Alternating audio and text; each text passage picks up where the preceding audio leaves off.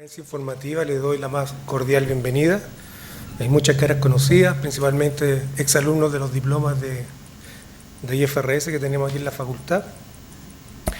Bueno, hoy día vamos a conversar sobre un tema que está constantemente ahí en la palestra, por decirlo así, que son las modificaciones de la norma internacional. Estamos enfocados en la full IFRS, en las normas complejas. Recuerden que la normativa se divide en dos: normas complejas para los regulados y las normas PYME, que son para los no regulados, como una opción a aplicar. Las normas de la PYME también están en modificación. Ese cuerpo normativo se supone que sale el próximo año, de seguro con aplicación 2017, pero ya está casi a punto de salir. A principios de octubre fue la conferencia americana de la Fundación del IFRS en Ciudad de México, y ahí de alguna forma dieron a conocer esos calendarios de cambios normativos. Estos que vamos a ver hoy día son los que ya están hasta ahora bastante estructurados, pero hay otros que vienen, principalmente producto del cambio en el marco conceptual. El marco conceptual se está modificando significativamente, lo que va a llevar consigo modificar muchas normas contables. Bueno, eso como introducción. Ahora, para los que... Esta es la segunda vez que hacemos este seminario, lo habíamos hecho en octubre. Principalmente era una presentación del centro. Los invito a que visiten la página del centro, ceti.uchile.cl. Ahí van a poder descargar, va a estar el video, esto va a estar siendo grabado, también están las presentaciones y todas las actividades que estamos desarrollando las van a tener acá en términos de descarga y también de información. Habitualmente queremos hacer diversas actividades con ustedes en términos de poder conversar, debatir sobre la normativa contable, sobre conceptos de transparencia informativa, que tiene todo el enfoque de la información que las empresas tienen que presentar al mercado. De seguro tendríamos que conversar algo hoy día, de seguro Leonardo va a conversar algo con respecto a este oficio que hace poco sacó la Super de Valores, con una instrucción que viene a contradecir el espíritu de la norma internacional, que ha sido un poco debatido aquí en términos locales, que es eso de permitir que las empresas, o no permitir, sino que obligarlas a que el ajuste del alza de tasas sea reconocido en patrimonio y no en el resultado del ejercicio en el cual se autoriza o se valida el alza de tasa. Eso de alguna forma en Chile solamente va a facilitar el trabajo para los grupos económicos nacionales. Piensen que las empresas que son filiales de empresas internacionales, ellos van a aplicar IFRS tal cual como está ahí en la NIC 12, por lo tanto ellos van a tener que deshacer ese ajuste que le está permitiendo la Super de Valores. Estamos esperando, yo creo, el pronunciamiento del Colegio de Contadores para ver qué dice con respecto a los no regulados. Recuerden que lo que dice la Super de Valores solamente le afecta a las empresas reguladas, que están reguladas por ella. Otra cosa va a ser lo que diga la Superintendencia de Banco, la Superintendencia de FP, de ISAPRE, etcétera, que son otros reguladores que de alguna forma fiscalizan otro tipo de instituciones. En el caso del Colegio de Contadores, yo creo que tal vez más tardar la próxima semana debería tener un pronunciamiento con respecto al tema.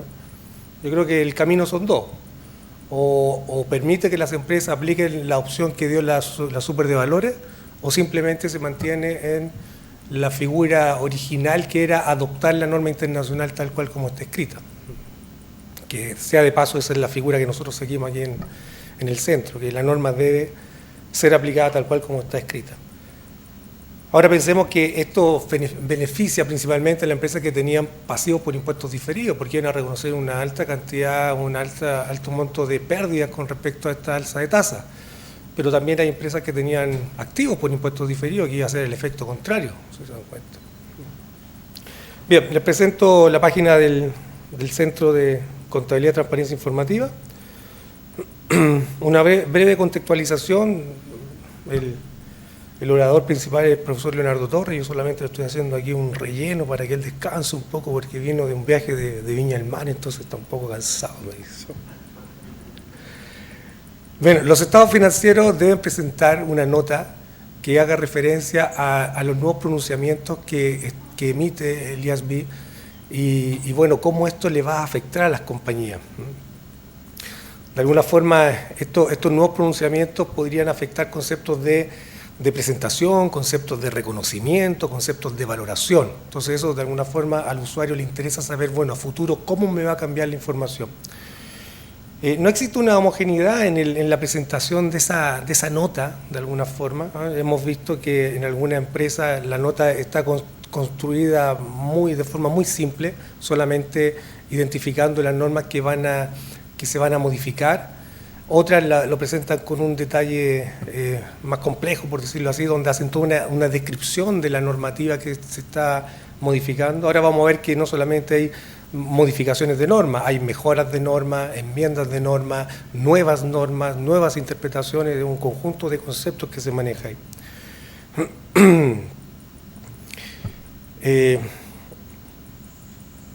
Las bases de preparación, bueno, las políticas contables.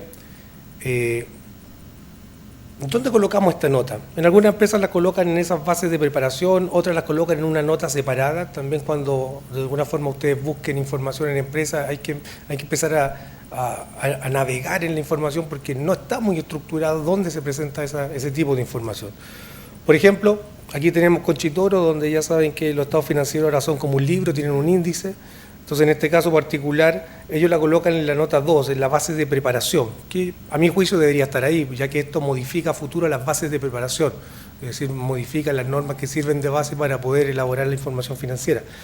Si se dan cuenta, ahí en el punto 2.1.6 colocan nuevas normas e interpretaciones emitidas y no vigentes.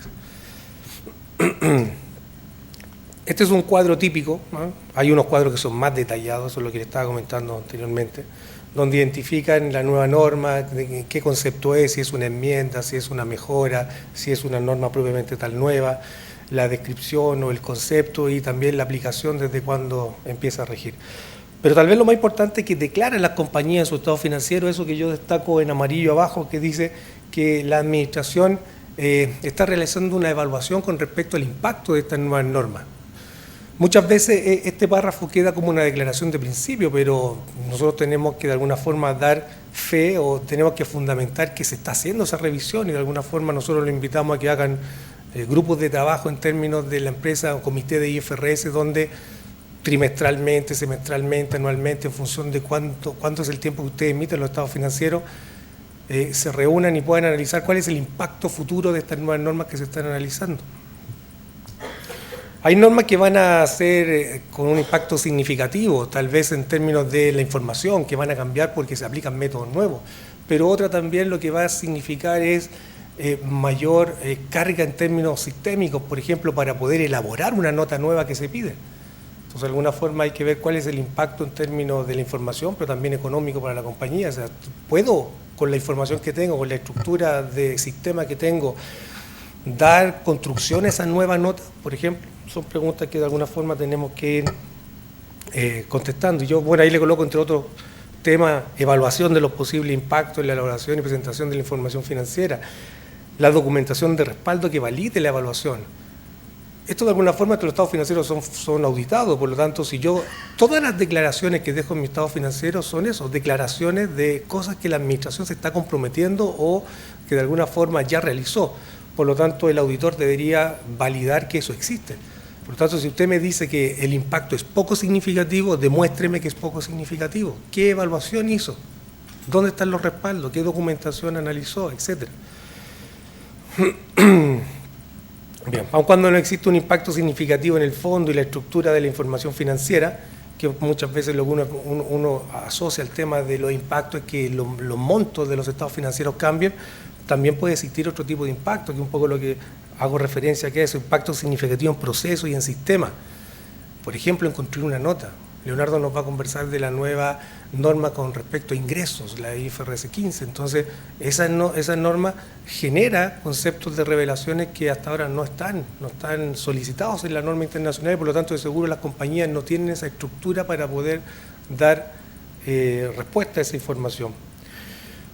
Después, bueno, existencia de un responsable. O sea, ¿quién es el responsable dentro de la organización, dentro del departamento de contabilidad, de evaluar estos impactos posibles de las nuevas normas? Recuerden que las normas IFRS, las full, están cambiando constantemente y cambian no porque la institución quiera que cambien, sino porque cambian porque el contexto económico va cambiando porque los analistas financieros, que son principalmente los usuarios que tienen esta normativa, están solicitando información de mayor calidad. Y ante esas presiones el organismo se ve obligado a cambiar la normativa contable. De hecho, por ejemplo, ahí en la conferencia de Ciudad de México se ve muy cargado el tema del valor razonable como una medida casi única para la valoración de los activos y pasivos a futuro. O sea, ellos están en ese debate ahora, están preguntando si es adecuado medir todos los activos y los pasivos a valor razonable. Entonces, fíjense, todos los activos. Ellos están planteando, tal vez de la base que el conocimiento ya existe para poder usar métodos alternativos. Ya saben que el valor razonable está por nivel 1, nivel 2, nivel 3, entonces el nivel 3 ya son modelaciones internas que muchas veces se basan en matemáticas financieras y ese conocimiento existe. Y lo otro, como esta norma está pensada para las grandes compañías, ellos tienen los recursos para poder elaborar esa información. Por lo tanto, ellos están preguntando ya si es hora de que todo esté valorado en términos del valor razonable, que sería un cambio significativo si que después se cumple a futuro. Están haciendo las preguntas. Lo que preguntan hoy día, tal vez en 5 años más va a ser una realidad. Bien, ahora invito al profesor Leonardo Torres. Se me está quedando dormido el profesor Leonardo Torres, no importa.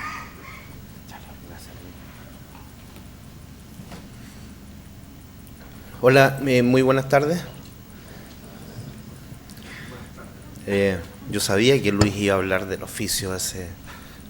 Él le molesta, pero al final, en el fondo le gusta hablar. Es muy farandulero Luis Jara. Pero bueno, vamos a hablar nosotros de la actualización de normas. Vamos a primero indicar que la norma internacional siempre está experimentando un desarrollo, tal como decía muy bien Luis.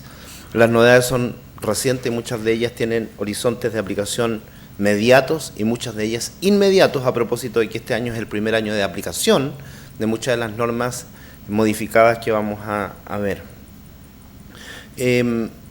Vamos a hablar de distintos conceptos, de instrumentos financieros, la NIF 9, que se va a aplicar a partir del año 2018, de la famosa NIF 14, que en realidad está, pero no va a afectar mucho, y de la NIF 15, ingresos de contratos con clientes, que sí está generando un movimiento muy fuerte en los análisis en las empresas. Si ustedes no están ya preparados para en este momento empezar a analizar la NIF 15, preocúpense porque de verdad es que es necesario ese análisis. La NIF 21, gravámenes, que también está generando impactos a partir de este año, relevo de consolidación para fondos de inversión, una modificación muy específica a la NIF 10, planes de beneficios definidos, aportación a los empleados, una modificación que a mi juicio no va a tener ningún efecto en Chile. Continuación de la contabilidad de cobertura después de la innovación de los derivados, que a mi juicio tampoco va a tener efecto mientras no haya una cámara de compensación empoderada que se interponga entre dos partes en un derivado OTC al cual se le aplica contabilidad de cobertura. Compensación de activos financieros y pasivos financieros, aquí me detengo un poco porque la verdad es que esta norma de compensación de activos financieros con pasivos financieros es bastante estricta en términos de establecer cuándo debe y cuándo no debe compensarse. Y bueno, la modificación a la NIF 11, que ahora está abordando el tema de la combinación de negocios cuando se adquieren activos o se aportan activos y se comprometen pasivos en una operación conjunta, que es una cosa que también puede instalarse, una figura que también puede instalarse. La modificación a la NIF 16 y la NIF 41 a propósito de las plantas que producen frutos, que va a significar en Chile, en su aplicación, la necesaria reclasificación de un activo biológico a una propiedad planta de equipo para las parras principalmente. La modificación a la NIC 27, método de la participación en estados financieros separados, que incorpora una nueva forma de evaluación para las inversiones en subsidiarias, negocios conjuntos y asociadas cuando hablamos de estados financieros separados, y las modificaciones a la NIC 16 y la NIC 38 a propósito de ciertas restricciones en el caso de el cálculo de las depreciaciones del ejercicio. También vamos a hablar un poco de la exposure draft o el borrador de arrendamientos, que también va a representar un cambio significativo. El de contrato de seguro, que es un permanente borrador, que es una norma que ha tomado mucho tiempo llevar a cabo. la modificación del método de la participación, que es bastante interesante a propósito de las empresas que tienen inversiones en negocios conjuntos y asociadas, la transferencia de una subsidiaria a una asociada o negocio conjunto, un exposure draft de reconocimiento de activos por impuestos diferidos por pérdidas no realizadas. Bueno, y eso ha sido todo. ¿Se pueden retirar? No, la verdad es que acá ya nos vamos a poner un poco más, nos vamos a concentrar. Vamos a partir con una norma, que es la norma de instrumentos financieros. Fíjense ustedes que la norma de instrumentos financieros ha sido una de las que ha generado más polémicas y complicaciones en esta convergencia entre Norteamérica y el organismo internacional. A propósito de esa divergencia, ha tratado de generarse una convergencia con una norma nueva que es la NIF 9. Esta norma nueva ha significado un gran trabajo, un trabajo que se dividió en 3 etapas. Una etapa de clasificación y medición de los instrumentos financieros, una etapa de análisis del deterioro de los activos financieros y una última etapa que es la de contabilidad de cobertura. Esta norma NIF 9 establece instrucciones de clasificación y medición que ahora consideran solo 2 categorías de activos financieros. Entendamos que en la norma NIC 39 que tenemos vigente hoy día, hay 4 categorías de activos financieros. Activos financieros medidos a valor razonable con el cambio en resultados, activos financieros disponibles para la venta, activos financieros mantenidos hasta vencimiento y los préstamos y cuentas por cobrar. 4 categorías de activos financieros, más 2 categorías de pasivos financieros que son los que se miden a valor razonable y otros.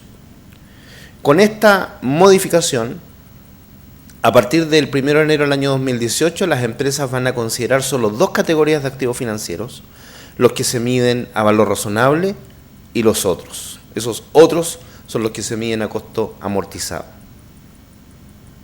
En una incorporación, en una modificación que va a acercar la clasificación a la norma IFRS para pymes, porque la IFRS para pymes también tiene solo 2 categorías de activos financieros. La otra parte de la modificación normativa nos habla acerca del deterioro e introduce un modelo nuevo, un modelo que se denomina modelo de pérdida esperada. Entendamos que el modelo que hoy día tenemos con NIC 39 es un modelo de pérdida incurrida. El modelo de pérdida incurrida nos dice que los activos financieros que se miden a costo amortizado se van a analizar respecto de su deterioro cuando existan indicios de deterioro presentes. Si no existen indicios de deterioro, entonces no se mide dicho deterioro. Esta forma de contabilizar la verdad es que es bastante peligrosa porque puede haber un deterioro en potencia que de pronto lo podamos identificar, lo que significaría un desastre como el desastre que quedó allá en Europa cuando se produjo la crisis del año 2008. Entonces las empresas tuvieron que reconocer un deterioro de inmediato cuando se presentaron esos eventos, en circunstancias de que antes de producirse esos eventos, muchos de esos instrumentos eran instrumentos peligrosos, como los CDS, como los CDOs, que estaban categorizados por las agencias de rating crediticio con una buena categoría de riesgo. Sin embargo, representaban un arma letal y por lo tanto las empresas, si se hubieran anticipado en el reconocimiento de la pérdida por deterioro, no habrían generado esta complicación. Precisamente por eso es que ahora se introduce este modelo de pérdida esperada. Un modelo de pérdida esperada que se acerca a lo que se hacía en Chile con la provisión de deudores incobrables. Sin embargo, no es exactamente lo mismo, y aquí es donde viene la gran novedad, porque las empresas van a tener que hacer una separación en 2 buckets, dice la norma, en 2 baldes, y yo llamaría 2 libros, el libro bueno y el libro malo. En el libro bueno, las empresas deben incorporar todos aquellos activos financieros que no presentan complicaciones desde el punto de vista de su calidad crediticia. Esos se van a separar de los del libro malo, que tienen alguna complicación en su calidad crediticia. Los del libro bueno a los del libro bueno se les va a medir el deterioro, pero con un horizonte de proyección de solo 1 año. En cambio, a los activos financieros del libro malo se les aplica el test de deterioro a lo largo de todo su plazo de vencimiento.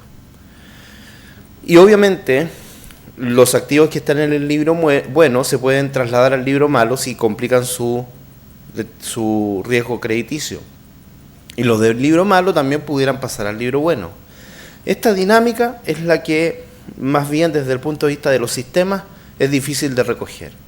Y por lo tanto, esperar al año 2018 y ahí cambiar los sistemas de una sola vez no va a ser tan sencillo.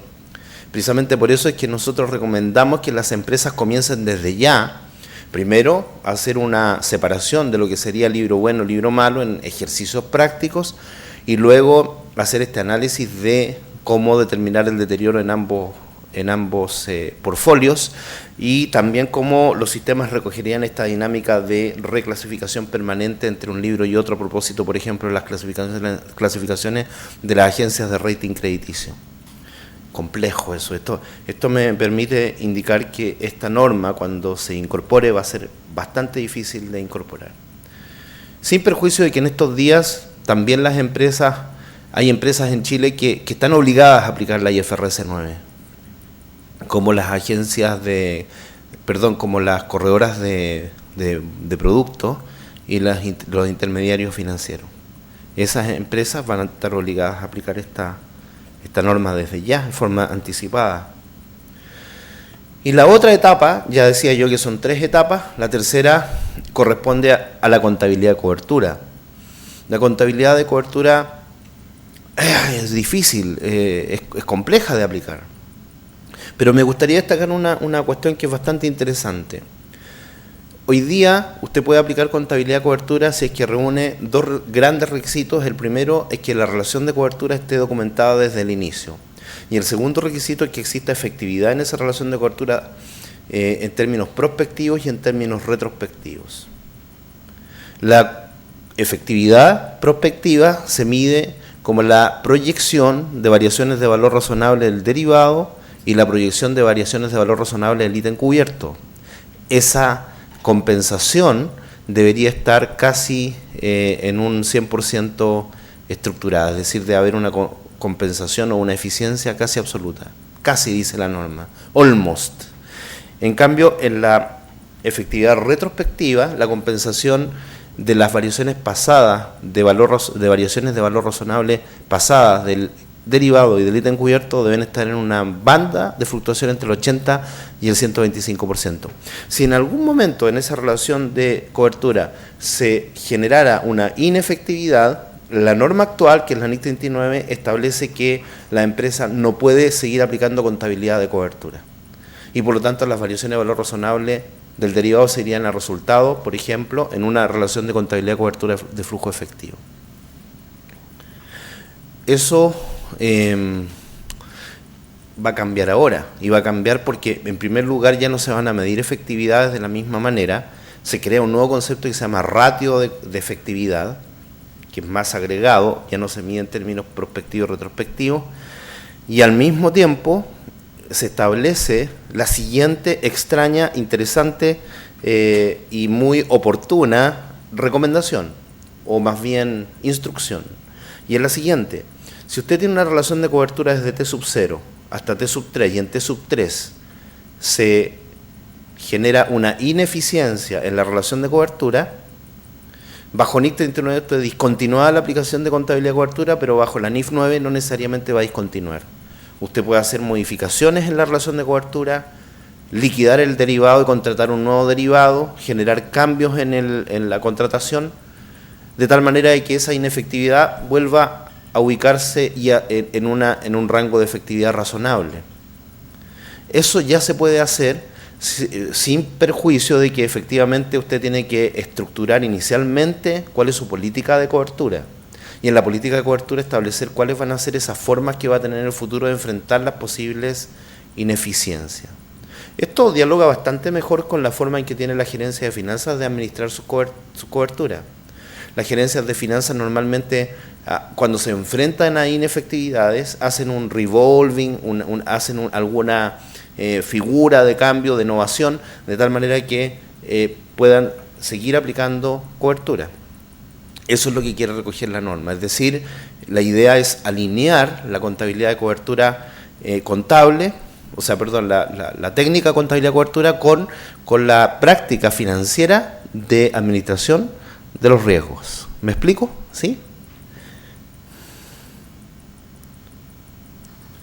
En detalle, respecto de la clasificación y medición, esto va a significar que la empresa, en primer lugar, para poder clasificar sus activos financieros como de valor medido a valor razonable o como medidos a costo amortizado, tienen que describir, tienen que tener identificado su modelo de negocio. Si el modelo de negocio de una empresa es especular, como en el caso de los fondos de inversión, en ese caso sus activos financieros se van a medir a valor razonable, sin duda. Ahora, si el modelo financiero, si el modelo de negocio de un banco determinado es, por ejemplo, el de una banca comercial, en una banca comercial lo único que hace el banco es pedir prestado para prestar. Y por lo tanto, los activos financieros se medirían en ese contexto a costo amortizado. Entonces, la identificación del modelo de negocio me va a permitir a mí separar adecuadamente o medir adecuadamente mis activos financieros a valor razonable o a costo amortizado. El otro efecto que tiene la aplicación de esta modificación en la clasificación es el famoso test SPPI. El test SPPI significa SPPI solo pagos de principal e intereses. Si usted identifica que tiene un contrato de activo financiero y ese contrato de activo financiero le genera a usted recibos de intereses y de capital de la deuda que usted, del préstamo que usted hizo en algún momento, entonces ese activo financiero se va a medir a costo amortizado. Lo mismo al revés, con respecto a los pasivos financieros. Si usted tiene una deuda, tiene un pasivo financiero en el cual solamente genera pagos de principal e intereses, será el modelo de costo amortizado el adecuado. Por lo tanto, cuando exista alguna cláusula distinta de pago de intereses y de capital que haga o que ocasione una alta volatilidad en el instrumento, sin duda ese instrumento se va a medir a valor razonable. Entonces, el test SPPI es crítico para poder identificar la forma en que va a medir usted sus activos financieros. Apliquen el test SPPI y de ahí van a determinar si se miden esos activos a costo amortizado. Ahora, sin perjuicio que una vez aplicado el test SPPI, usted identifique que ese activo debe medirse a costo amortizado, usted puede igualmente hacer uso de la famosa Fair Value Option o la opción de valor razonable. Es decir, que aun cuando este activo deba medirse a costo amortizado, yo decido voluntariamente medirlo a valor razonable. También existe una opción en el caso de los instrumentos de patrimonio que me permite que las variaciones de valor razonable de esos instrumentos se vayan a otros resultados integrales. Eso yo lo podría aplicar, por ejemplo, cuando compro acciones y esas acciones no las mantengo para especular. Si no las mantengo para especular, no controlo, no influyo significativamente ni representa control conjunto, entonces yo podría determinar por esta opción que me entrega la norma de que las variaciones de valor razonable de estos instrumentos de patrimonio se alojen en los otros resultados integrales. Y bueno, hay un tema ahí que yo lo destaco con un asterisco, pongo un cierto énfasis que se llama Own Credit Risk. El Own Credit Risk es algo que está presente en los pasivos financieros que se miden a valor razonable. Si usted tiene un pasivo financiero que se mide a valor razonable, entendamos que si el valor razonable del pasivo hoy día es 1000 y mañana es 1200, eso significa que ese pasivo me generó una pérdida. Claro, porque cuando un pasivo sube de valor, yo tengo una pérdida. Ahora, si pasa lo contrario, si mi pasivo en T sub 0 vale 1000 y en T sub 1 vale 900, esa diferencia de 100 va a ser una utilidad. ¿Están de acuerdo ustedes conmigo? ¿Sí? Si es que el pasivo financiero se mide a valor razonable, una caída en el valor razonable del pasivo financiero representa una utilidad. ¿Sí? ¿Están de acuerdo? Bien. Ahora, el problema es el siguiente. Cuando tú tienes un pasivo financiero que se mide a valor razonable y la empresa de rating crediticio como Moody's, Standard & Poor's, etcétera, califica a tu empresa como riesgosa y baja la categoría de riesgo triple A más a triple B menos, por ejemplo, que en el mercado los flujos que genera tu deuda se van a descontar a una tasa más alta porque se incluye esa prima de riesgo. Y por lo tanto el valor presente de esos flujos va a ser menor y por lo tanto el precio de tu deuda va a disminuir y por lo tanto el valor razonable de tu deuda es menor. Y por lo tanto cae, en este ejemplo que yo les decía, desde 1.000 a 900. Esa disminución es utilidad. Y eso es lo raro, que tú tengas utilidades cuando una agencia de rating crediticio está indicando que eres más riesgoso. Y por lo tanto, esto que parece como un contradictorio, cuando las agencias de rating crediticio dicen que soy más riesgoso, soy más feliz porque tengo utilidades, es como extraño. Entonces, la norma establece que esas variaciones se van a otros resultados integrales. Ahora, ¿por qué lo destaco? Porque usted puede tomar la decisión de aplicar la norma IFRS 9 en forma anticipada, pero si no quiere anticipar toda la norma y aplicar solamente esa cláusula en forma anticipada, lo puede hacer. Te permite aplicar solo esa instrucción en forma anticipada sin necesariamente aplicar el resto de la NIF 9. Eso a propósito de un concepto que afectaría significativamente a la banca. Respecto de la segunda fase, del deterioro de valor de los activos financieros, ya lo dije, nueva metodología de pérdida esperada en lugar de la pérdida incurrida. Hay un enfoque de doble medición, pérdida crediticia esperada de 12 meses para el libro bueno, como les había dicho, y pérdida crediticia esperada durante la vida del instrumento para el libro malo. FASB e IASB proponen distintos modelos de pérdida esperada. Claro, no hay coincidencia. Este es uno de los temas en donde Norteamérica e IASB nunca se pondrán de acuerdo, creo yo. Respecto de la contabilidad cobertura, lo que yo les dije hace un rato atrás permite alinear la contabilidad cobertura de manera más estrecha con la administración de riesgos. Hay nuevos requerimientos para lograr, continuar y discontinuar la contabilidad de cobertura. Exposiciones adicionales pueden calificar como partidas cubiertas y los instrumentos de efectivo pueden ser instrumentos de cobertura en circunstancias adicionales, o sea, puede utilizar instrumentos que son efectivo equivalente como instrumentos de cobertura.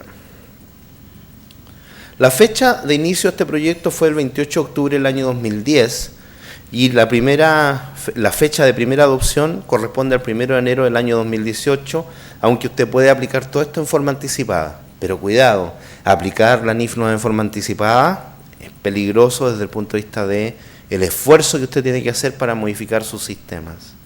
La fecha de los primeros estados financieros anuales entonces en que se presentarán con esta norma va a ser el 31 de diciembre del año 2018. Eso es la NIF 9. Ahora la NIF 14, las cuentas regulatorias diferidas. Esa frasecita, las cuentas regulatorias diferidas, aparece esparcida en la norma NIF 14, pero en casi todos los párrafos. Esta norma es una norma que se ha autocalificado como norma intermedia. ¿Intermedia por qué? Porque esta norma se aplica únicamente a las empresas que están aplicando la norma internacional de información financiera por primera vez y que son empresas con precios regulados. Esta norma permite el enfoque de patrocinio para los saldos de cuentas regulatorias diferidas reconocidas bajo PCGA anteriores. Ese concepto de patrocinio, grandfathering, de alguna manera tiene que ver con que esta norma permite la exención de la aplicación del párrafo 11 de la NIC 8. Es una opción disponible, pero solo para los primeros adoptantes de las normas internacionales de información financiera. Se requiere que los saldos de cuentas regulatorias diferidas se presenten en forma separada. Una presentación un tanto extraña, porque cuando una empresa tiene regulaciones de tarifas, se generan diferencias que no pueden calificarse como activos ni tampoco como pasivos, sino más bien se tratarían de gastos o ingresos que de acuerdo con la regulación local deben diferirse. Son gastos diferidos, ingresos diferidos, pero que de acuerdo a las instrucciones de la norma no deberían tratarse como gastos ni ingresos. Se presenta esa figura solamente a propósito de tratarse de una industria regulada. Entonces la norma permite que esto se incorpore como un activo especial, esta aparte de todo el resto de los activos y los pasivos especiales, aparte del resto de los pasivos, y se incorpora una línea separada, que se llama cuentas regulatorias diferidas de activos y de pasivos, que cuando se van a generar efecto en los resultados, también deben presentarse en forma separada en el estado de resultados. Se requiere, por lo tanto, revelaciones adicionales para dar a conocer cuáles son las características de estas cuentas diferidas, pero insisto, son transitorias porque solo corresponden a empresas reguladas que están aplicando la norma internacional de información financiera por primera vez, lo que en Chile va a ser bastante extraño, a menos que sea una empresa nueva.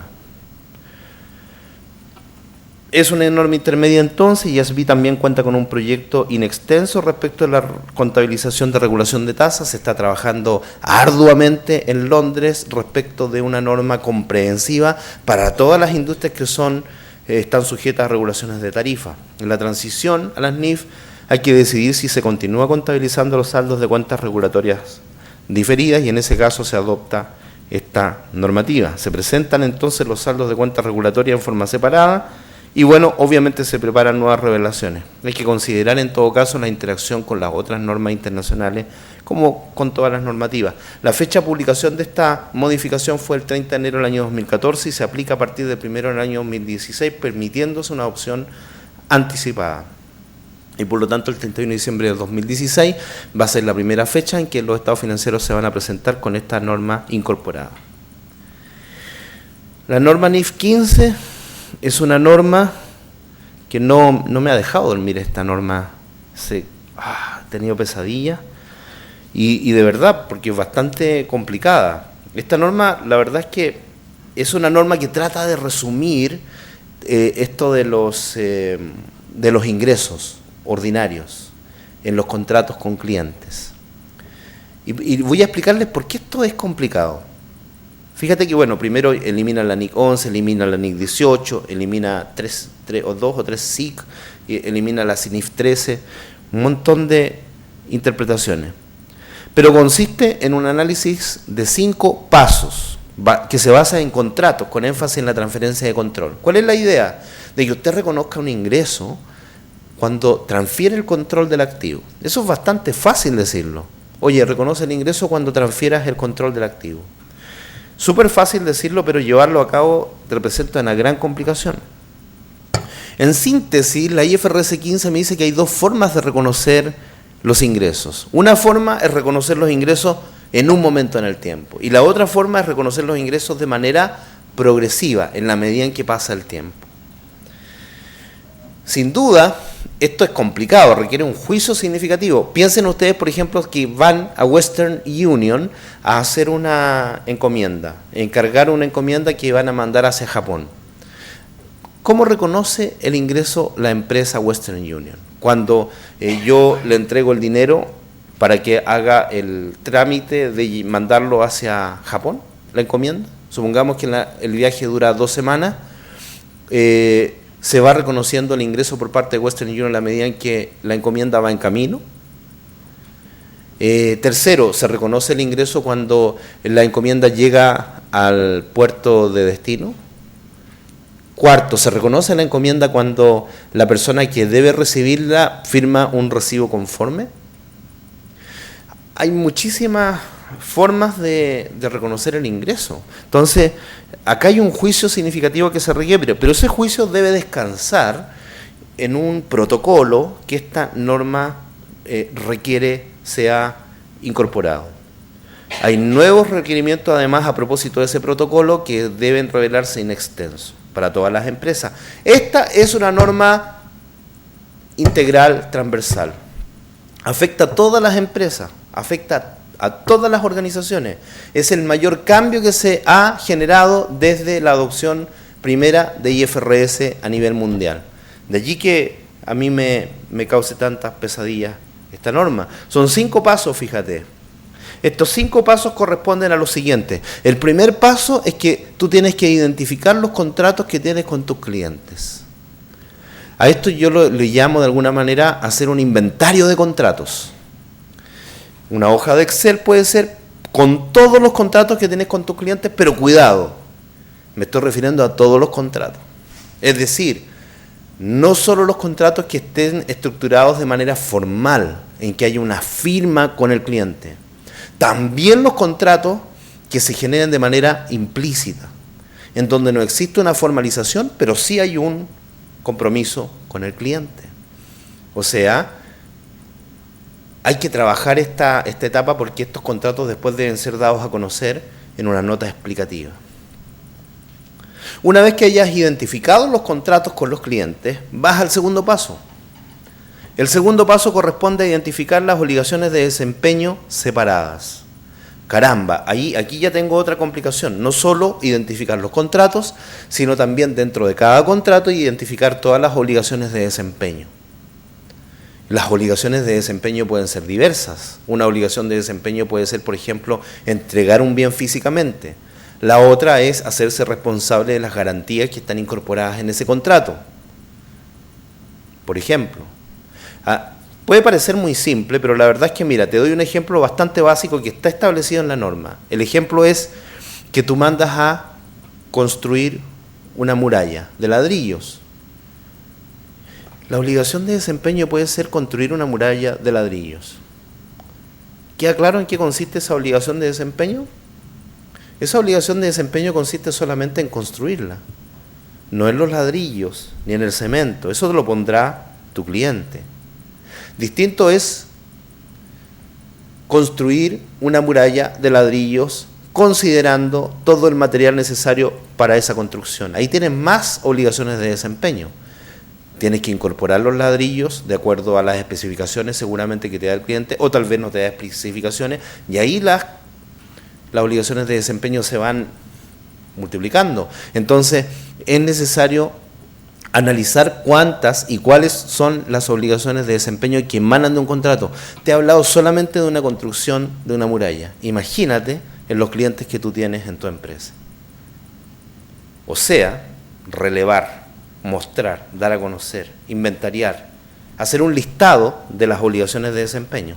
Voy a tener un listado de contratos y después un listado de obligaciones de desempeño que emanan de esos contratos. El tercer paso, determinar el precio de la transacción. Suena fácil determinar el precio de la transacción, y es fácil, en muchos casos es fácil, pero hay casos en los cuales el precio de la transacción tiene dos componentes. A veces tiene un componente fijo y un componente variable. Cuando existe un polinomio de cálculo, por ejemplo. ¿Puedo determinar el precio de la transacción en todos los casos? Tal vez el componente variable no lo voy a poder determinar en T sub 0 y se va a ir determinando en la medida en que pasa el tiempo. ¿Cómo lo calculo? ¿Cómo lo determino? Ahí hay una problemática especial. Por lo tanto, esto de determinar el precio de la transacción viene a ser algo demandante en términos de cálculo y de tiempo, y por lo tanto, otra tarea más. El paso 4, luego de haber determinado el precio de la transacción, consiste en distribuir el precio de la transacción en las obligaciones de desempeño que identificaste en el paso 2. O sea, tomo el precio y lo distribuyo. Pero no se distribuye dividiendo por el número de unidades, por el número de obligaciones de desempeño. Vas a tener que identificar cuáles son los valores razonables de esas obligaciones de desempeño para distribuir, y es muy probable que en muchos casos puedas no identificar el valor razonable de cada obligación de desempeño. Y ahí va a haber una problemática de distribución del precio entre esas obligaciones de desempeño. Caramba, esa parte es complicada. Pero ahí no termina todo el problema. El problema sigue en el paso 5, porque en el paso 5 me dice, una vez que usted distribuyó el precio entre las unidades entre las obligaciones de desempeño, ahora debe determinar cómo va a reconocer el ingreso respecto de cada una de las obligaciones de desempeño a las que le distribuyó el precio. Tal vez una obligación de desempeño se va a reconocer directamente en T sub 0, otra obligación de desempeño va a generar ingresos que se van a diferir a lo largo del tiempo, otras obligaciones de desempeño se van a reconocer en T sub 1 o T sub 2 sin ir modificando, sin ir incorporándose progresivamente. O sea, sí, esto les quería contar porque ha sido una pesadilla enorme. Para mí, imagínense para las empresas. Por lo tanto, esta norma, que se aplica en forma obligatoria en el año 2000, se publicó el 28 de mayo de 2014, se aplica en forma obligatoria el 1 de enero del 2017. ¿Creen ustedes que sea práctico esperar al año 2017 para empezar a trabajar en ella? No, hay que empezar a trabajar desde ahora, con toda esta relevación de contratos, de obligaciones de desempeño, terminación de precio, distribución y generación de alguna forma de reconocimiento de los ingresos vinculados a cada una de esas obligaciones de desempeño. Entonces, una alarma. Gravámenes. Esta interpretación es la última interpretación que se ha emitido por parte de IASB. Se llama gravámenes. La verdad es que define al gravamen como una salida de recursos que incorpora beneficios económicos que es impuesta por los gobiernos a las entidades de acuerdo con la legislación. Si el gobierno te impone un gravamen, vas a tener que conocer la ley para poder generar la forma en que vas a medir y al mismo tiempo vas a reconocer ese pasivo emergente. ¿Cómo explico esto? Yo creo que una buena forma de explicarlo, fíjate, es a través de las contribuciones de bienes raíces. Ustedes captan, ¿no es cierto? Ustedes captan que las contribuciones de bienes raíces se pagan, ¿cuándo se pagan? En abril. ¿Abril? ¿Sí? ¿Septiembre y eso? ¿Sí? ¿Noviembre? Les voy, a ver, aquí los voy a pillar. ¿Cuándo reconocen el gasto de esas contribuciones? Les apuesto que reconocen el gasto en base caja y no en base de vengada. ¿Sí o no? Uy, qué fuerte. O sea, no aplican el criterio de vengado. O sea que si no lo pagan no lo reconocen como gasto. ¡Wow! Es fuerte para mí eso que estoy escuchando. Si ustedes pagan una contribución en el mes de abril, esa contribución la reconocen como gasto en el mes de abril. ¿Sí? Bueno, esta interpretación viene a modificar todos esos criterios que ustedes usan. Porque nos dice que el gravamen va a generar un pasivo que se reconoce cuando y solo cuando tiene lugar el suceso especificado en la legislación. Y fíjate que en la legislación de las contribuciones de bienes raíces se establece que esta contribución se paga para poder tener ese derecho a lo largo del año. Que se pague en 4 cuotas es otra cosa, pero corresponde a un gasto de todo el año y por lo tanto debe distribuirse linealmente a lo largo de todo el año. ¿Me explico?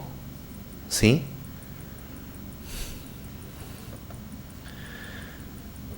Entendamos que esta interpretación aplica solamente al lado del pasivo de la transacción, porque la contraparte puede ser patrimonio, puede ser gasto, dependiendo. Se reconoce el pasivo, nos dice esta interpretación, cuando tiene lugar el suceso, y el suceso puede tener lugar en un momento determinado del tiempo. Si tiene lugar en un momento determinado del tiempo, se reconoce en ese momento. También puede el suceso generar, si el suceso que genera la obligación ocurre progresivamente en el tiempo, entonces el pasivo se reconoce progresivamente en el tiempo también. Y si el suceso que genera la obligación ocurre cuando se alcanza un umbral, el pasivo se reconocerá cuando ese umbral se alcance. Ejemplo de este último punto lo constituye esa famosa ley del dividendo mínimo obligatorio. La ley 18.046 establece que las empresas estarán obligadas a repartir el 30% como mínimo de dividendo entre sus accionistas respecto del resultado del año. Pero el resultado del año no lo conozco sino hasta el 31 de diciembre y por lo tanto debo alcanzar un umbral y ese umbral se alcanza el 31 de diciembre, por lo tanto no se debiera permitir que se reconozca pasivos por dividendo mínimo obligatorio en periodos intermedios, en marzo, en junio, en septiembre. El dividendo mínimo obligatorio solo genera un pasivo que debe ser reconocido el 31 de diciembre a propósito de la forma que está establecida en la ley 18.046, ese dividendo mínimo que me permite interpretar que estaría en este Tercer concepto, es decir, que un umbral se alcance. El umbral es el conocimiento del resultado del ejercicio. ¿Se entiende? Sí. Por lo tanto, trabajo, tarea para la casa, para la empresa, es hacer un inventario también. Entonces, esto me lleva a hacer inventarios a mí. Un inventario de los gravámenes que enfrenta la empresa.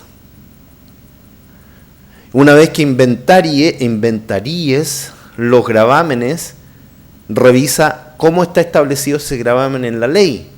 Porque de acuerdo a cómo esté establecido en la ley, vas a identificar si aplica 1, 2 o 3, para poder identificar ese pasivo en un momento, progresivamente, o cuando se alcance un umbral. Y ahí ya el trabajo va a estar mejor estructurado. La fecha de publicación de esto fue el 20 de mayo del 2013 y entra en vigencia a partir de este año. Y se aplica, como te habrás podido dar cuenta, en cada uno de los meses también, en cada uno de los periodos intermedios. Por lo tanto, si estás reconociendo las contribuciones de bienes raíces todavía este año con base caja, yo me preocuparía.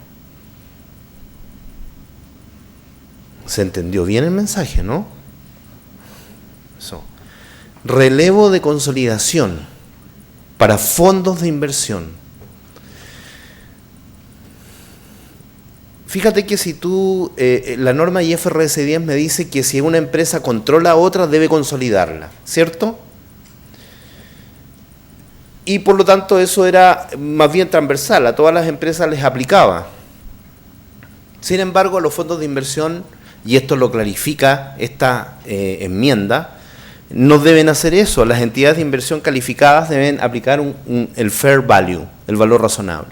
Es decir, si yo tengo una inversión en una empresa que me permite controlarla según IFRS 10, pero soy un fondo de inversión, no debo consolidarlo, sino más bien debo mostrar esa inversión a valor razonable. Los requisitos es que se satisfaga la definición de entidad de inversión para la entidad inversionista y complementar con ciertas características típicas en caso de duda. Las controladoras que no son entidad de inversión,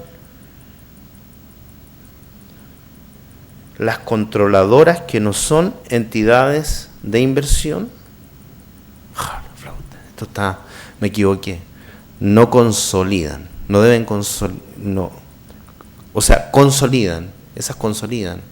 Si una controladora no es, qué vergüenza, me puse rojo, ¿no? Oye, si tú tienes una controladora que no es entidad de inversión, entonces esa sí debe consolidar a las entidades que controla. ¿Me explico? Eso sí. Ahora, los elementos esenciales de la definición corresponden a lo siguiente. O sea, aquí la pregunta que yo debo hacerme es, ¿esta empresa es o no es entidad de inversión? ¿Cómo sé si es o no es entidad de inversión? Primero, la entidad debe obtener fondos de ciertos inversionistas a los que les presta un servicio de administración de sus inversiones. Segundo, el propósito del negocio es solo obtener rendimientos de la apreciación del capital de esas inversiones o del ingreso de esas inversiones. Y la medición es fundamentalmente a través del valor razonable. Si se reúnen todos esos criterios en forma copulativa, entonces es un fondo de inversión. En todo caso, no voy a tener mucha complicación. Además, la super de valores se anticipó, como vive anticipándose y también saliéndose de los esquemas.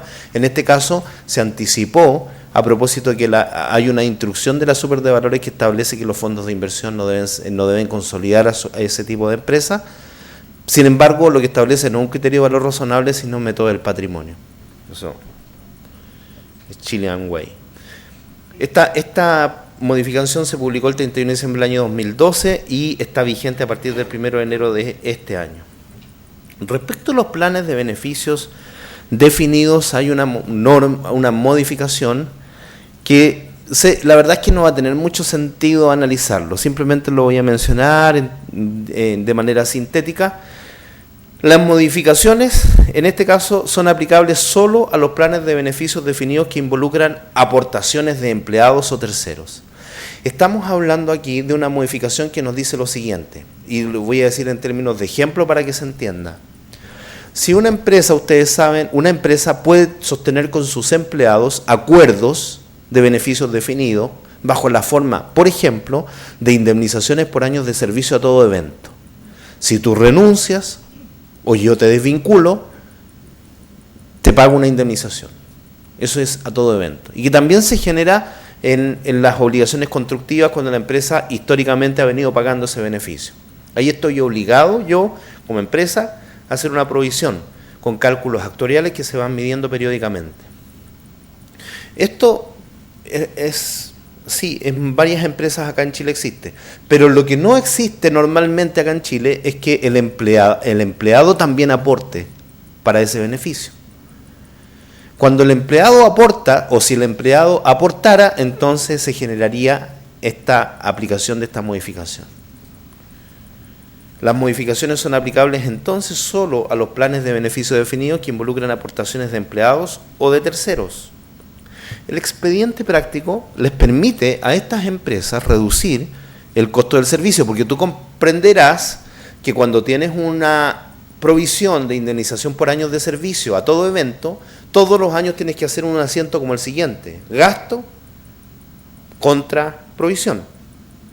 Como el empleado estaría aportando en estos casos, este gasto se puede reducir por el monto del aporte del empleado. Eso se permite. Se permite sí y solo sí están establecidas estas aportaciones en los términos formales del plan. Usted, empleado, va a aportar, bla, bla, bla, etcétera. Si es que están vinculadas al servicio, es decir, al trabajo que presta el trabajador, y si son independientes del número de años de servicio. Si se reúnen todas esas condiciones, entonces se permite que la empresa muestre un menor gasto por este concepto. No va a afectar para nada, porque incluso aunque hayan, si llegaran a ver, son tan mínimas las aportaciones que pudiera hacer el empleado que no creo que tenga un efecto importante, pero hay que mencionarlo.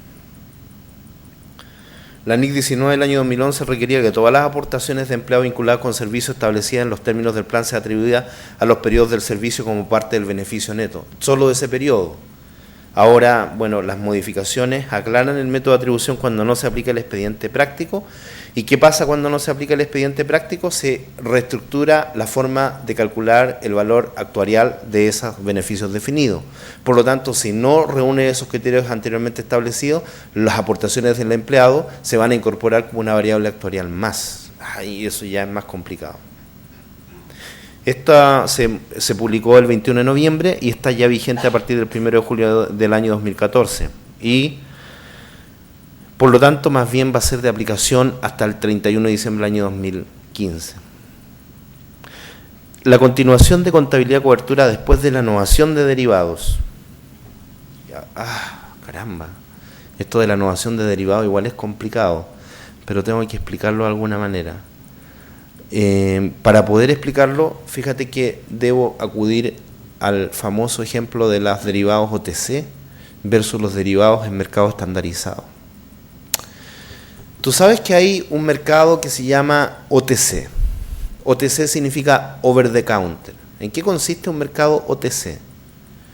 Consiste en un mercado que es muy flexible.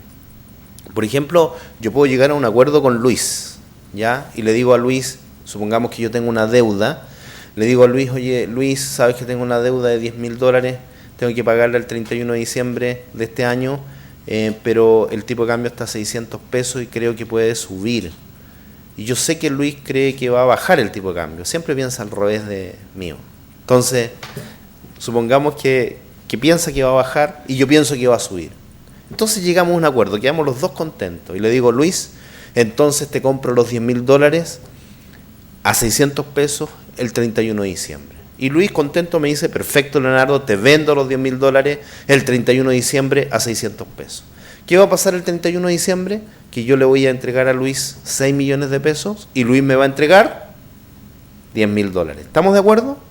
Eso es un derivado, lo que acabamos de ver.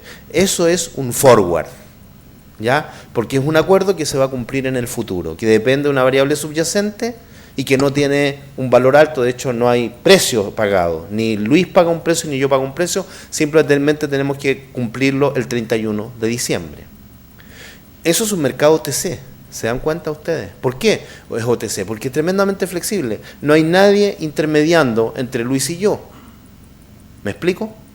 Es decir, yo puedo llegar con Luis al acuerdo de que liquidemos este forward el día 1 de enero. Cuando está todo cerrado, no importa. Basta con que nosotros nos pongamos de acuerdo. El acuerdo también puede contemplar no solo dólares, puede ser, oye Luis, reales brasileros, puede ser bolívares venezolanos, pueden ser bubucelas, cualquier cosa, ¿sí? Tenemos que ponernos de acuerdo. E incluso pueden ser cifras quebradas. 9.835,22 dólares, Luis, ¿estás de acuerdo? Está de acuerdo, perfecto, cifras quebradas. Algo que no puedo hacer en el mercado de futuros. En un mercado estandarizado las cifras no están quebradas. Por ejemplo, si quieren comprar un futuro de cobre, tienen que ser 10.000 libras, 15.000 libras, 20.000 libras, 100.000 libras, pero no cifras quebradas. Insisto, esto yo lo aprendí porque fui una vez a un supermercado a comprar azúcar, un octavo de azúcar, me di vuelta por todo el supermercado tratando de comprar un octavo de azúcar, finalmente no encontré. Y le dije a la cajera, oiga, no puede ser que no tienen octavos de azúcar, necesito un octavo de azúcar, no 1 kilo ni 5 kilos. Y me dijo, ¿y usted cree que este es un mercado OTC? Tremenda respuesta. Bueno, fui a Wikipedia, vi OTC y me enteré de eso. Y efectivamente, eso es lo que pasa en los mercados OTC. No hay intermediarios. Y ahí entonces surge la pregunta, porque fíjate que en el año 2008 en Norteamérica se generó un tremendo escándalo financiero. ¿Qué pasó? Los CDOs, los Collateralized Debt Obligations. Los CDOs son derivados de mercados OTC, donde no hay intermediario. Y quedó el escándalo, porque las agencias de rating crediticio valorizaron a esos CDOs con categoría AAA+, y resulta que estaban respaldados por hipotecas que no eran pagables por los que estaban endeudados.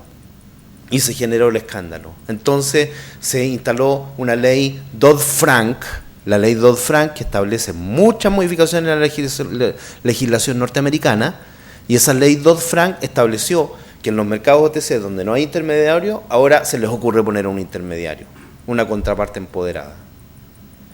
Y uno dice, oye, pero y en esta... Si se me incorpora una contraparte ahora, se supone que era la relación entre Luis y yo, y ahora se incorpora una cámara de compensación entre medio, con la que tenemos que interactuar. Yo estaba aplicando contabilidad de cobertura, y en mi documentación inicial esa cámara de compensación no existía. Entonces mi gran pregunta es, ¿se discontinúa la contabilidad de cobertura si es que esa relación de cobertura estaba estructurada hace 2 años atrás y ahora se pone un intermediario? Porque ahora ese intermediario no estaba en mi documentación inicial. ¿Tengo que discontinuar? Afortunadamente la norma establece que si se hace una innovación incorporando una contraparte empoderada, entonces no se discontinúa la contabilidad de cobertura y por lo tanto puedo seguir aplicando la contabilidad de cobertura de foco efectivo de valor razonable. Solamente, eso sí, debe haber una incorporación de una contraparte empoderada y nada más, porque hay muchas empresas que pudieran querer generar contabilidad creativa incorporando una innovación con nuevos elementos adicionales. Esos no se aceptan. Si los incorporas, entonces sí aplicas una discontinuación de contabilidad de cobertura. Bienvenida esta modificación entonces para aquellos mercados. Pero en Chile, el COMDER, que es esta clearing house o cámara de compensación, efectivamente no se va a incorporar porque todavía la están ahí analizando. Entonces, las leyes y regulaciones son las que van a requerir o proveer incentivos para que muchos derivados OTC sean novados con una contraparte compensadora. La NIC 39 requiere la discontinuación de contabilidad de cobertura si la innovación no se trata en la documentación de cobertura. Sin embargo, las modificaciones que aquí se establecen proveen un relevo de la discontinuación de contabilidad de cobertura. La contabilidad de cobertura continuaría entonces si se cumplen los siguientes criterios. Como consecuencia de leyes o regulaciones, o la introducción de leyes y regulaciones, una contraparte compensadora se convierte en una contraparte nueva para cada una de las partes originales y cualquier cambio en los términos de un derivado se limitan a los necesarios para reemplazar a la contraparte.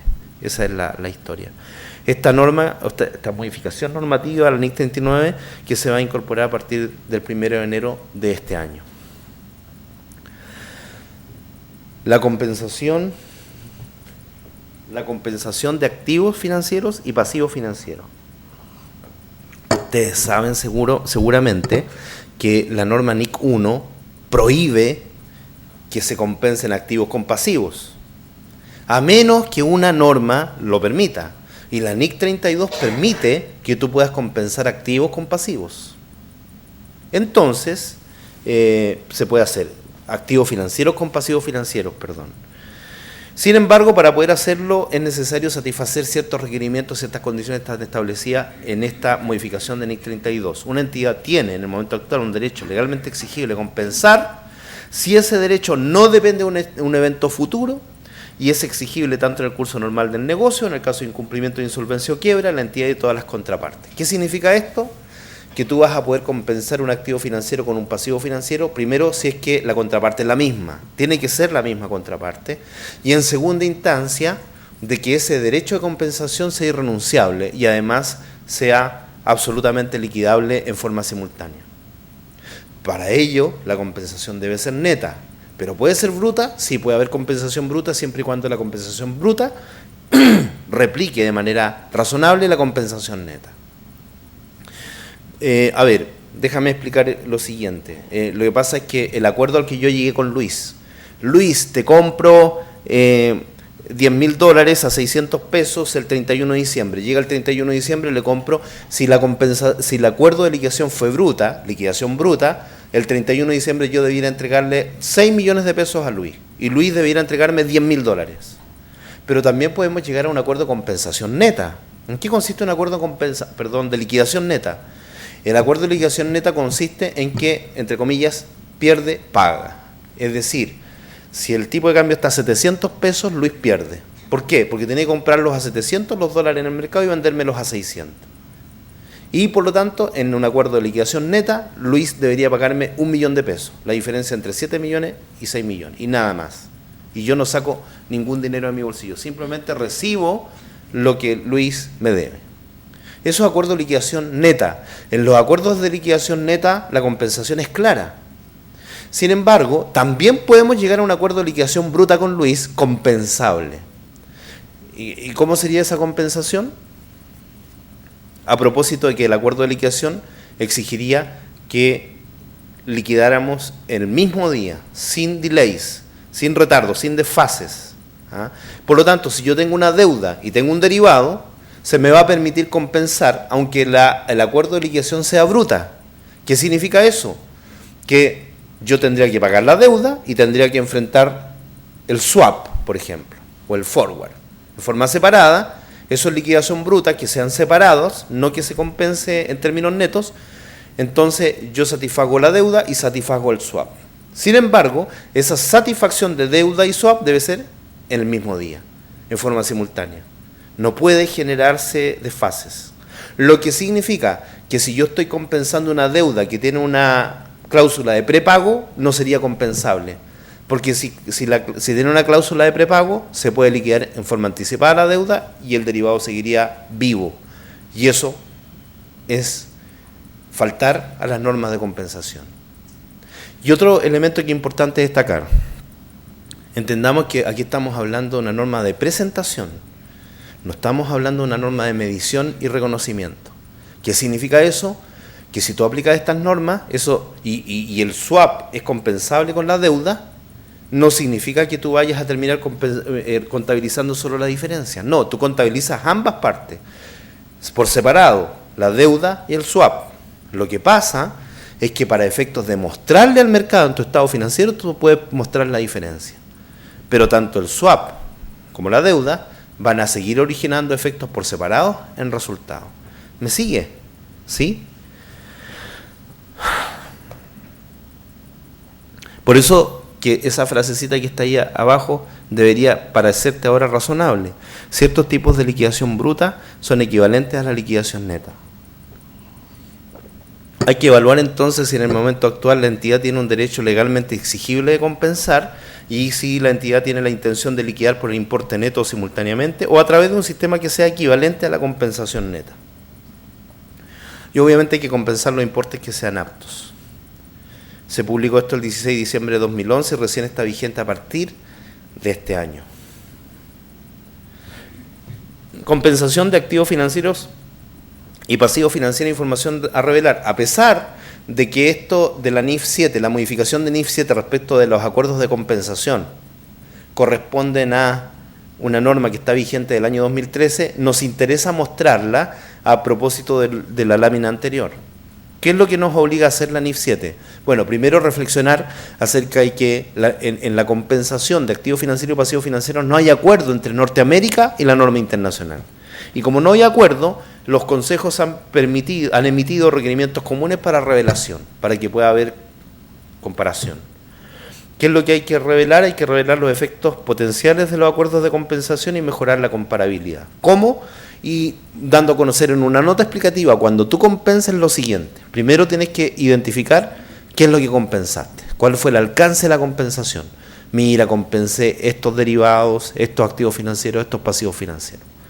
Hay que determinar el nivel de agregación y de desagregación y al mismo tiempo calcular los montos. Porque tú comprenderás que si yo te digo que tengo en mi estado de situación financiera un activo financiero de 1.000 millones, tú puedes empezar a pensar varias cosas. Puedes empezar a pensar que los 1.000 millones son un activo financiero.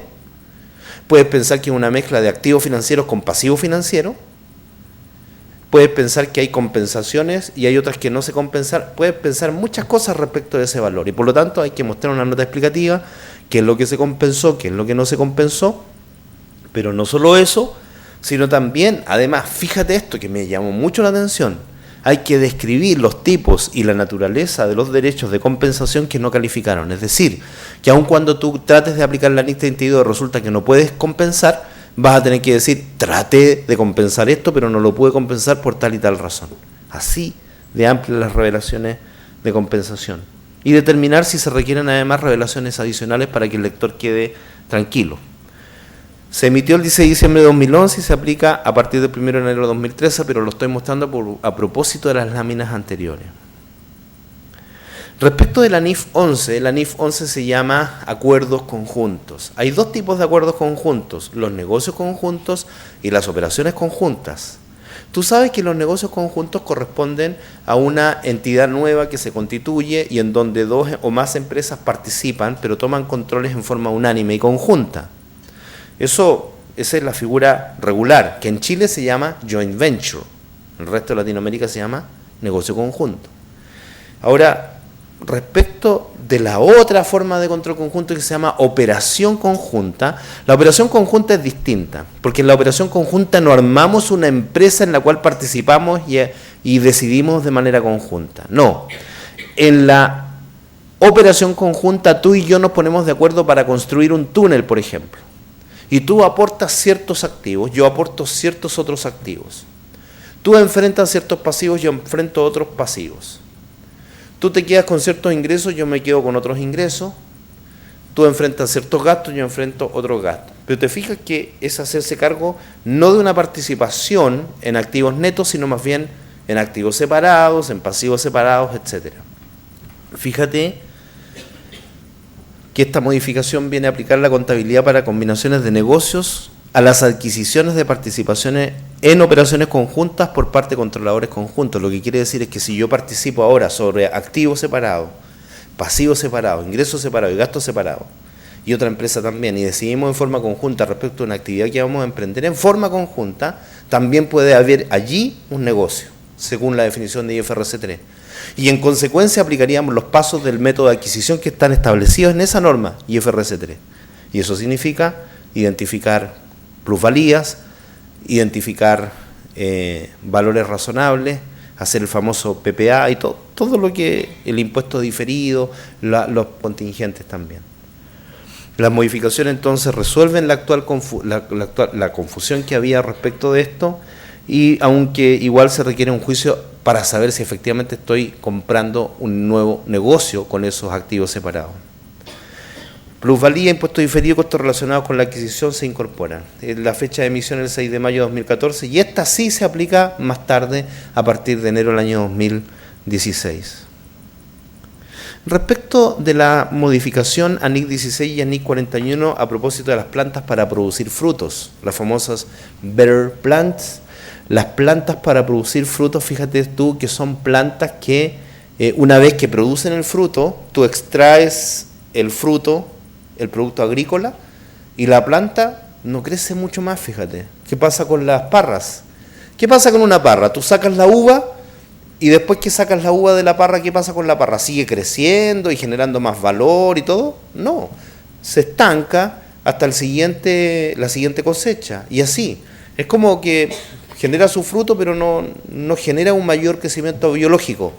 Esas plantas, fíjate, las vides, por ejemplo, se van a medir al costo, no al valor razonable como los activos biológicos. Y ya no se van a clasificar como activos biológicos, se van a clasificar como propiedad, planta y equipo.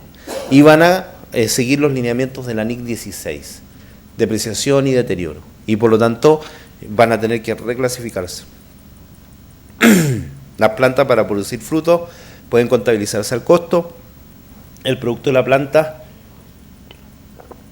para producir frutos se sigue contabilizando al valor razonable menos los costos de venta. La uva se va a seguir midiendo a valor razonable menos costo de venta, o debiera, porque las empresas chilenas tampoco las miden a valor razonable las uvas, porque la uva chilena es de una característica especial, es de un fruto muy especial, los terrenos son tremendamente especiales, son únicos en el universo, entonces no se puede aplicar el costo amortizado, no tenemos comparación en el universo. La opción de transición simplificada está disponible y la adopción anticipada está permitida. Se concluyó que el modelo de valor razonable no es adecuado para la medición de esas plantas. Muchas sociedades e inversores consideran que la actual contabilidad de valor razonable está sujeta a demasiada incertidumbre y la enmienda trata estas preocupaciones y provee información que los usuarios consideran útil. Se aplica, la verdad es que se emitió el 25 de junio, yo estuve de cumpleaños ese día. Desde ese día se publicó esta enmienda y se aplica a partir del 1 de enero del año 2016, permitiéndose la adopción anticipada. Oye, ojo, cuidado, porque las empresas chilenas están aplicando el costo sobre esto, pero no es que estén aplicando esta norma en forma anticipada, porque esta norma no solo dice que se miden al costo, sino también que se clasifican como PPE y no como activo biológico. Flauta. La modificación a la NIC 27, método de participación en los estados financieros separados. Oye, mira, la NIC 27 ha cambiado un poco, porque la NIC 27 se llamaba antiguamente digo hasta el 31 de diciembre del año 2012, se llamaba Estados Financieros Consolidados, y ahora se llama Estados Financieros Separados. Sí. Desde el año pasado se llama así. Se permite el uso del método de la participación a contar de ahora. Fíjate tú, qué curioso, cuando la empresa A tiene una participación sobre la empresa B y esa participación le permite controlar a la empresa B, la empresa A es la controladora y la empresa B es la subsidiaria. La empresa A no puede presentar estados financieros individuales, tienen que ser consolidados. Solo la empresa B puede presentar y debe presentar estados financieros individuales. Entonces tendríamos el estado financiero individual de la empresa B y el estado financiero consolidado de la empresa A. ¿Puede la empresa A mostrar sus estados financieros solos, sin consolidar?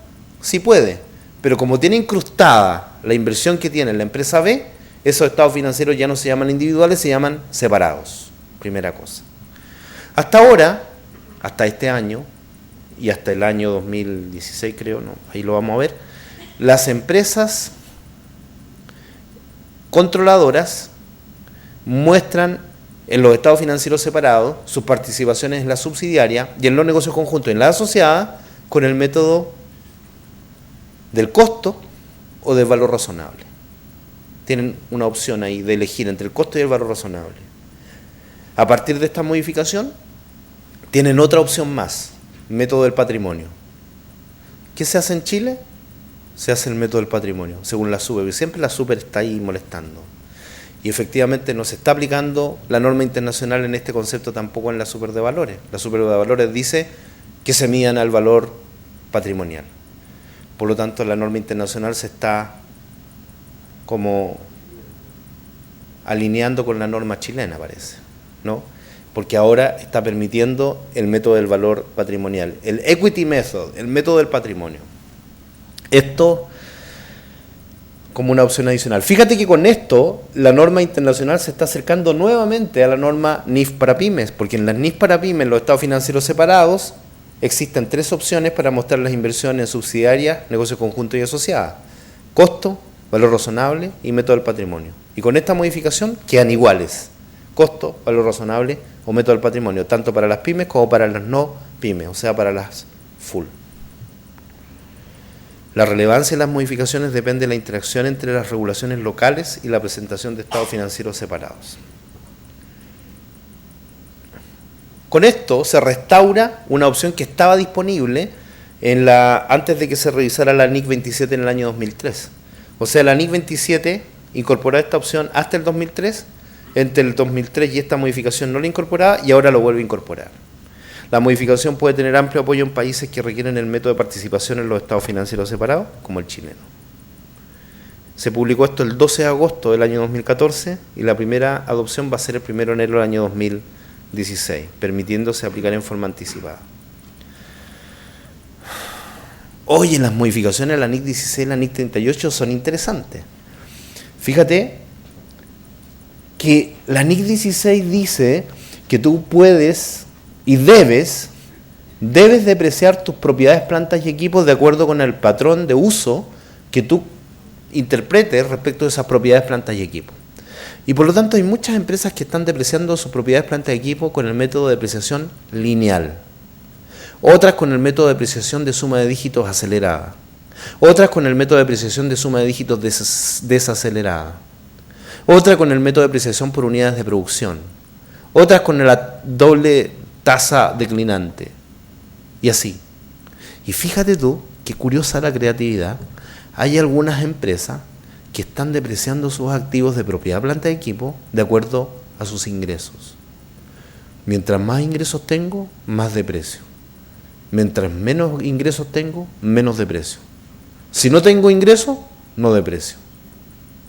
Curioso, ¿no? Y también en los activos intangibles, hasta que esto llegó a oídos de IASB y se emitió esta modificación. Porque esta modificación, fíjate que dice lo siguiente: la NIC 16 y la NIC 38 permiten una variedad de métodos de depreciación y amortización, pero no se pronuncian respecto de la aceptabilidad de los métodos basados en los ingresos. La modificación establece una presunción refutable de que el uso de los métodos de amortización en base a los ingresos es inapropiado. O sea, parte la norma diciendo: yo considero inapropiado que usted amortice su intangible en base a los ingresos. Pero esa presunción es refutable. O sea, le podrías demostrar a IASB: no, sí, mira, mi intangible sí se amortiza en función de los ingresos. Hay una correlación.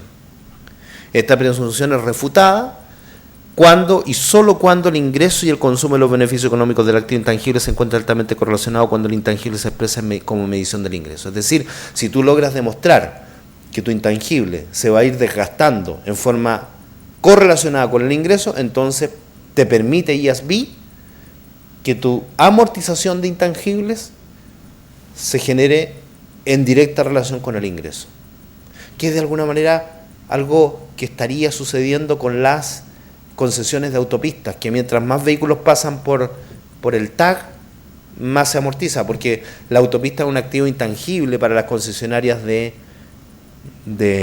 ese tipo de servicio. Sin embargo, fíjate que en el caso de la NIC 16, cuidado, está prohibido. Ahí sí que está prohibido. Ni se te ocurra, desde el año 2016 en adelante, que creo que esa es la fecha, ¿sí?, ni se te ocurra depreciar tus propiedades, planta y equipo en función del ingreso, pues sería fatal, ¿sí? No lo permite la norma. Bueno, a menos de que la SOFOFA lo pida y toda la cosa, ¿no?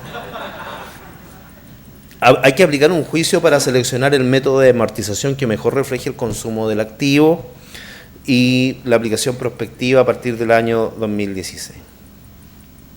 Respecto de los arrendamientos para arrendatarios, esto está en borrador, esto no se ha aprobado en forma oficial, pero sí hay acuerdos preliminares, ya hay un acuerdo entre Norteamérica y la norma internacional. Hay un modelo dual de arrendamiento que está incorporándose, una nueva prueba de clasificación de arrendamiento basada en el consumo del activo durante el plazo del arrendamiento y requerimientos de contabilización más complejos, un requerimiento simplificado para los arrendamientos de corto plazo. ¿Y en qué consiste? Fíjate que hoy día las empresas que tienen contratos de arrendamiento operativo tienen un pasivo off balance sheet, es decir, está fuera de balance, un pasivo que no está siendo reconocido por las empresas. También llegó a oídos del IASB, que era necesario, que este pasivo era una obligación que tenían las empresas, entonces había que incorporarlo. IASB y FASB se pusieron de acuerdo y establecen ahora que esos pasivos deben ser reconocidos. ¿Ok? Es decir, cuando tú tengas un arrendamiento operativo, vas a tener que incorporar un activo y un pasivo al valor presente de los pagos mínimos de arrendamiento. Y por lo tanto se te genera un gran pasivo, una gran relación deuda-patrimonio, un gran leverage y en consecuencia el peligro que se vean afectados tus covenants. ¿Sí? Hay que tener cuidado entonces con esos arrendamientos. Aplica a todos los arrendamientos operativos. Pero cuidado, la figura no es la misma que la del arrendamiento financiero, porque en el arrendamiento financiero tú contabilizabas el activo como comprado. Bajo el arrendamiento operativo, ahora lo que vas a estar contabilizando no es el activo material, físico, lo que vas a estar contabilizando es el right of use, el derecho de uso. ¿Me entiendes? Eso vas a contabilizar el valor presente de los pagos mínimos contra la obligación.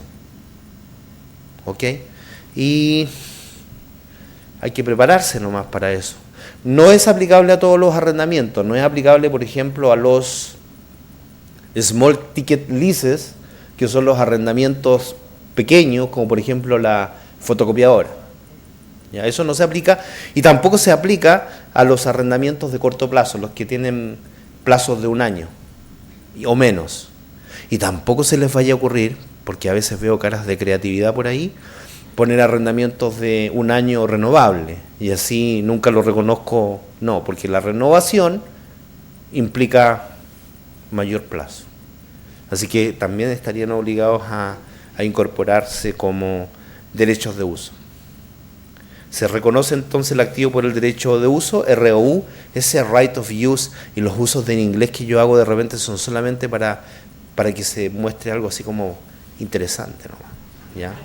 Entonces ustedes dicen en sus casas, oye, ¿qué estuvieron hablando hoy día hasta tan tarde? No, del right of use, ¿ah? De ese tipo de cosas.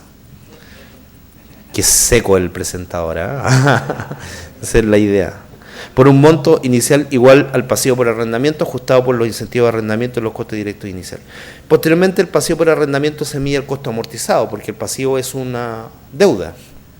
¿Y qué voy a aplicarle la tabla de amortización? Todo lo establecido en la norma de instrumento financiero. La amortización del activo por right of use va a depender de la clasificación, puede haber una clasificación distinta para los bienes raíces y lo que no son bienes raíces. El reconocimiento del gasto entonces va a depender también de la clasificación. Hay 2 clasificaciones para los arrendadores, los arrendamientos tipo A y los tipo B.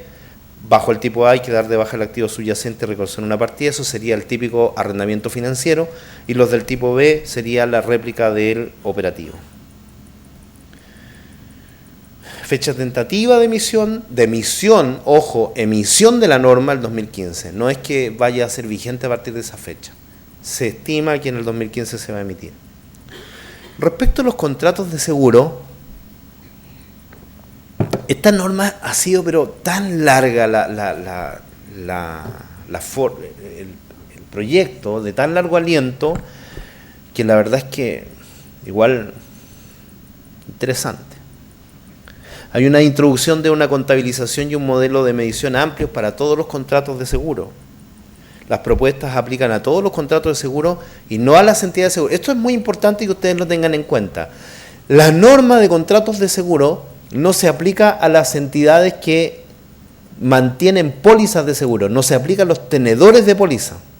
Así que si ustedes están abriendo las antenas, parando las antenas, ¿se dice? Parando las antenas a propósito de que ustedes tienen contratado seguro, no se preocupen, no les aplica. Esta norma aplica solamente a los emisores de los contratos de seguro y a los emisores y tenedores de contratos de reaseguro, a esos. Cuidado, he dicho emisores de contratos de seguro, lo que no es sinónimo de aseguradora, porque hay unos emisores de contratos de seguro que no son aseguradores. Por ejemplo, las ISAPRE, por ejemplo, las mutualidades. No son aseguradores, pero sí emiten contratos de seguros. Las propuestas entonces aplican a todos los contratos de seguro y no a las entidades aseguradoras y a los contratos de inversión con DPF emitidos por la aseguradora. DPF son los Discretionary Participation Feature, son cláusulas de participación discrecional. Una cuestión algo compleja, cuando tú tienes un contrato de seguro que te permite participar en las utilidades de la empresa aseguradora, por ejemplo, en donde esos DPF pueden ser clasificados a veces como de pasivo y a veces como de patrimonio. El modelo se basa en el valor del cumplimiento corriente, incluyen los 4 pilares básicos de Solvency II, que es la norma especial para las entidades aseguradoras. Hay aquí uso de supuestos y tasas de descuento vigentes para calcular los valores presentes. Enfoque de medición simplificado de distribución de prima para algunos contratos de corta duración respecto de los diferimientos en los gastos de las primas. Definición y contabilización revisada para los costos de adquisición, los famosos DAC, Deferred Acquisition Cost. El enfoque espejo para algunos contratos con participación que alinea de mejor manera la medición de esos contratos con sus partidas subyacentes. Y nuevos requerimientos de presentación y revelación. No hay fecha establecida aún, la paso más o menos rápido porque igual es súper densa, pero tampoco está totalmente terminada. Esta me interesa mucho, fíjate, hablarla, que es el borrador de la propuesta de modificación del método de la participación en entidades que son asociadas y negocios conjuntos. Porque no está claro cómo el inversor reconoce el efecto de los cambios en los activos netos de las participaciones reconocidas, de las inversiones reconocidas, bajo el método de la participación directamente en el patrimonio por la participada, que sean distintos de los dividendos. Fíjate tú que si yo te pregunto ahora, ¿cómo contabilizas una inversión en asociada? Lo más seguro es que me respondas muy bien que se contabiliza de acuerdo con el método del patrimonio, ¿cierto? ¿Y qué significa contabilizar con el método del patrimonio? Bueno, significa que yo voy a contabilizar la inversión por el monto que pagué inicialmente. Es decir, si pago 100.000, entonces voy a tener inversión en asociada de 100.000 contra banco 100.000. Pero de ahí en adelante, las variaciones que experimente el patrimonio de la empresa asociada, yo la voy a incorporar. Si la empresa asociada reconoce una utilidad, yo hago un asiento en que cargo la inversión y abono la utilidad. Si la empresa asociada reconoce una pérdida, yo hago un asiento en donde cargo la pérdida y abono la inversión en asociada. Y cuando la empresa asociada reparta dividendos, entonces yo voy a cargar una cuenta de dividendo por cobrar y voy a abonar una cuenta de inversión en asociada, ¿cierto? ¿Qué pasa cuando la empresa asociada tiene movimientos que son distintos de utilidades o pérdidas? Como por ejemplo movimientos en los otros resultados integrales a propósito de una revaluación de propiedad, planta de equipo o variaciones actuariales por modificaciones en las variables demográficas o financieras que se van a otros resultados integrales. ¿O qué pasa cuando la asociada tiene modificaciones a propósito de variaciones de tipo de cambio en una inversión neta en el extranjero? ¿O qué pasa cuando la sociedad tiene un activo financiero disponible para la venta que varía de valor? Bueno, todos esos movimientos se van a reconocer en otro resultado integral en la asociada. Y por lo tanto yo debería aplicar mi participación en la sociedad y replicar eso, pero no en resultados del ejercicio, sino más bien en los otros resultados integrales. ¿Se está haciendo eso? No se está haciendo tan así. Y al mismo tiempo no se está haciendo el cálculo extracontable de la variación entre el valor libre y el valor razonable de la primera compra y menos los cálculos de deterioro de valor del goodwill que nace en la primera compra cuando el valor razonable de la inversión en la asociada es menor que el valor pagado por esa inversión en la asociada. Y no se está haciendo eso. Y la verdad es que está muy preocupado IASB y se están generando todos esos análisis periódicamente. La regla requeriría que el efecto de todos estos cambios sea reconocido directamente en el patrimonio y no en resultados. Por lo tanto, tendríamos cargo en la cuenta de inversión contra patrimonio o abono en la cuenta de patrimonio contra la inversión.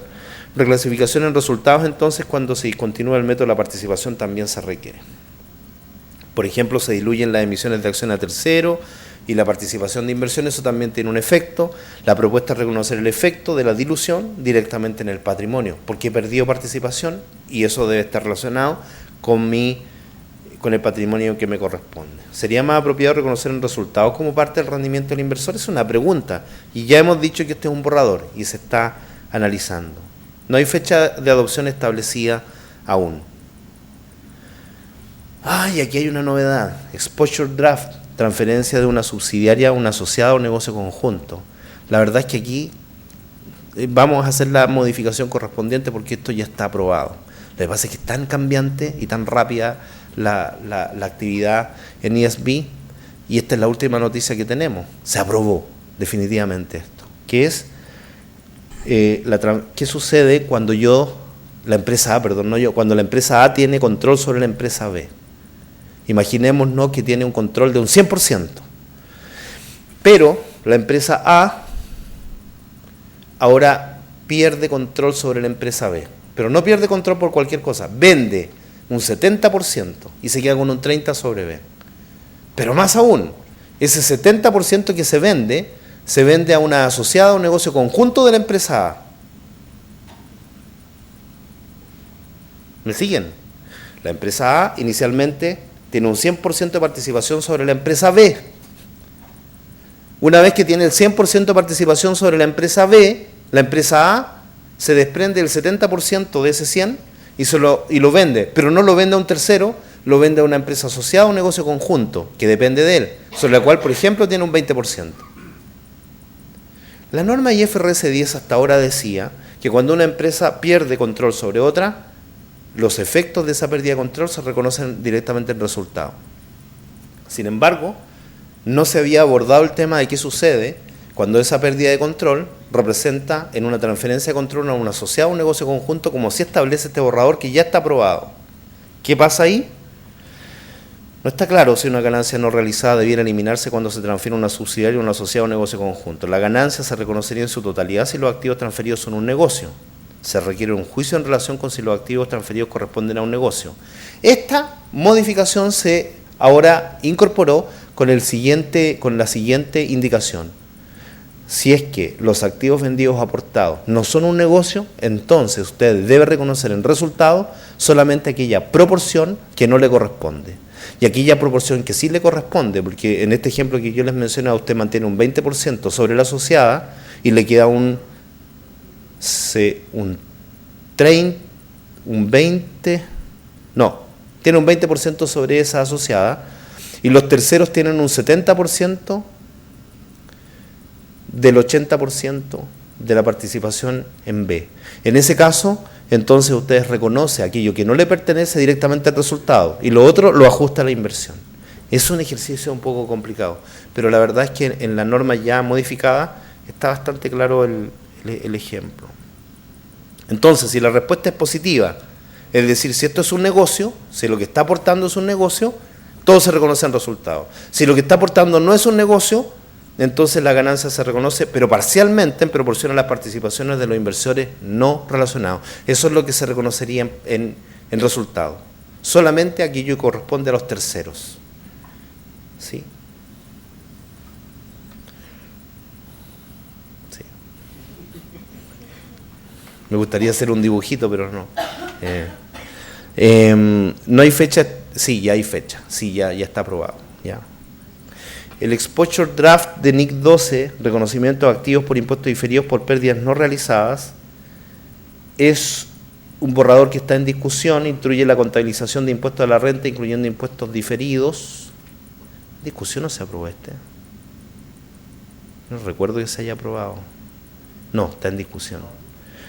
Las modificaciones proponen una guía que clarifica cómo contabilizar los activos por impuestos diferidos relacionados con instrumentos de deuda medido a lo razonable. Esto tiene que ver con el Own Credit Risk que hablamos en NIF 9. Ustedes, yo les dije ya que un pasivo financiero que se mide a valor razonable con cambio de resultados, si mide en T sub 0 1000 y en T sub 1 mide 900, quiere decir que bajó de valor y tiene una utilidad. Esa utilidad genera una diferencia temporaria. Y esa diferencia temporaria, por ser diferencia temporaria, debería generar impuestos diferidos. Sin embargo, el origen es bastante extraño, porque se origina en un deterioro crediticio de mi empresa, a propósito de que una agencia de rating crediticio me calificó de distinta manera. Entonces, una utilidad no realizada. Precisamente por eso se propone una guía que clarifica cómo contabilizar los activos por impuestos diferidos relacionados con instrumentos de deuda medido a lo razonable, que sería el caso de este tipo de pasivo financiero. El borrador que está en discusión se publica el 20 de agosto en respuesta a una diversidad práctica. Hay algunas empresas que reconocen, otras que no reconocen. Y se expone hasta el 18 de diciembre del año 2014. Eso.